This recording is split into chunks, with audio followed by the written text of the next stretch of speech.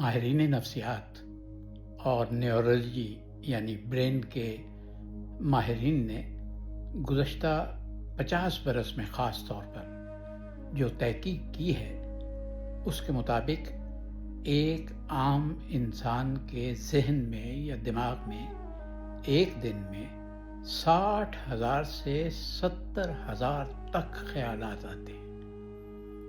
جب میں یہ تحقیق پڑھ رہا تھا تو میرے ذہن میں فوراً ایک خیال آیا کہ اگر 60,000 کم سے کم اور 70,000 زیادہ سے زیادہ خیالات میں ایک خیال میرا بھی آ جاتا تو اس میں کیا حرج تھا؟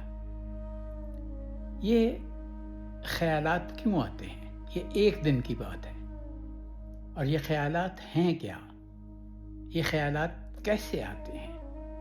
آئیے آپ کو اس کا تجزیہ بتاتے ہیں۔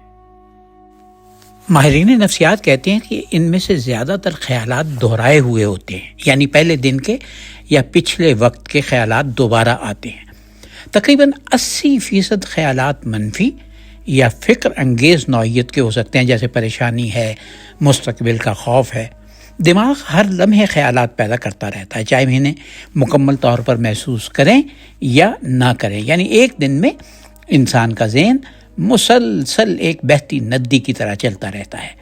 دماغ ایک سوچنے والی مشین ہے، اس کا کام ہی یہی ہے کہ ہر لمحے کچھ نہ کچھ تجزیہ کرے، پرانے تجربات یاد کرے یا مستقبل کے بارے میں سوچے۔